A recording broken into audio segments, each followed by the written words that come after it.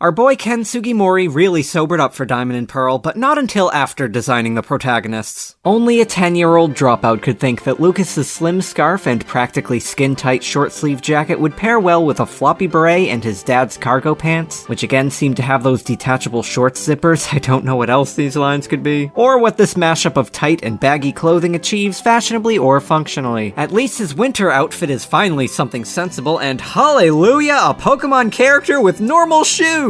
But because we cannot have nice things in this world, the cuffs of his jacket are specifically designed to hold a Poketch on them, like with Gen 2's Ethan in the Pokegear, and over the sleeve, not protected underneath it on your wrist like a normal person. This gets weirder when you consider that the Poketch was the first wearable tech of its kind, and Lucas didn't own one when he left home, which means that some third party produced a smartwatch coat just as soon as the Poketch hit the market, and Lucas's parents bought him that coat, but not a Poketch. It would have cost his parents nothing to just tell him directly that they don't love him. Dawn did it for a lot of people, at least the people who didn't notice that she is biking cross-country in a miniskirt. That's gotta hurt. And while Lucas is covered up from Sinnoh's cold, Dawn is the female character, so the 40-year-old man who designed her took some fabric off. At least she has a scarf to keep her neck warm, until the storm comes in. So it's cold enough that you need a hat, a scarf, a coat, and boots, but your thighs are still exposed? You are actually going to die, and it's your fault! If any of my viewers could tell me why Japan is so delighted by frostbitten thighs, please don't. I still have a glimmer of hope in my eyes, and I would like to hold on to it for at least a few more years.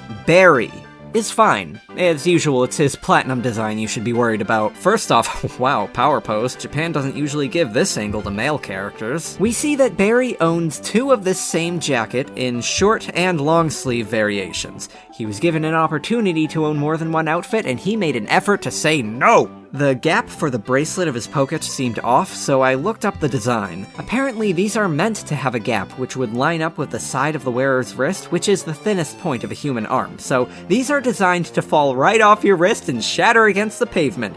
Nobody tell Apple about this hot new tactic for planned obsolescence. Unless, of course, you shell out for a Poketch jacket, which, by some unknown mechanism, will keep it pinned to the outside of your sleeve, thus ensuring that your device is fully exposed to rain, snow, mud, and falls.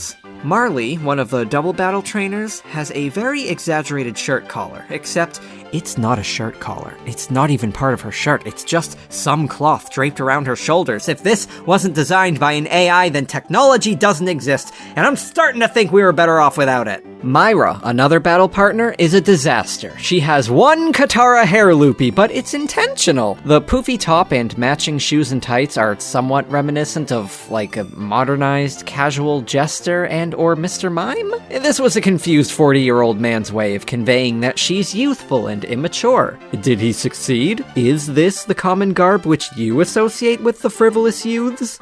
Professor Oak and I could never tell if Buck was a boy or a girl. Not sure what he's trying to show off with that very deep and narrow neckline. It's similar to the pockets of his cargo shorts, which look like they are designed exclusively for holding Slim Jims on a hike. And then there's whatever is going on with these red, shoe guards? After much deliberation, I think this is meant to be padding, which typically lines a shoe's collar, but here it extends 2 or 3 inches down the outside of the shoe. I keep saying it, but Ken Sugimori is an AI. He was created to distract us with colorful magical creatures while he deprograms our sense of reality. The 4th Hokage looks like a cutie until you notice that he doesn't have bangs. He trims his hair in precisely one spot. I suppose in a cultureless vacuum this is actually functional. This keeps his eyes clear and head warm, except he lives in Sunny Shore City. He doesn't need insulation. Sun's out, guns out. Show daddy that forehead. Also from Sunny Shore City is Cyrus, who doesn't have eyebrows, if you're wondering why he's so angry at the world, or why he forces all of his employees to get bowl cuts. But I bet you were so distracted by the one exposed thigh in Jupiter's spacesuit that you didn't even notice the eyebrow thing. Candace is normal. She's just a normal person. Well, I associate bulky socks and moccasins more with college bros on a lazy morning, but she's a normal person with normal clothes. If I saw Candace in the hall, I could just keep walking. Thank you for that, Candace, but that doesn't make you the #1 Pokegirl. Cynthia!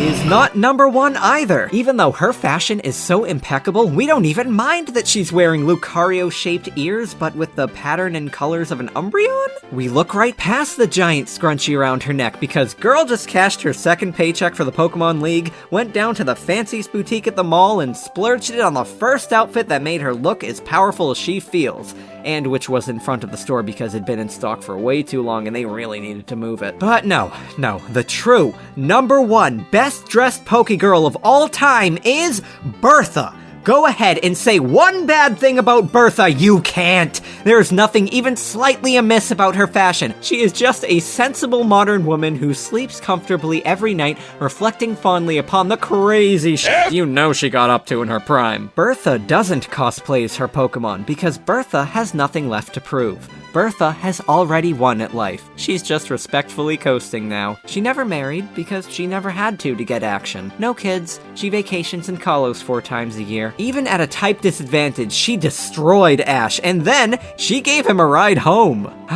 She's the perfect top. Join us next time when Gen 5 Pokemon fashion lulls you in with a warm embrace only to plunge your final glimmer of hope through a textile hellscape.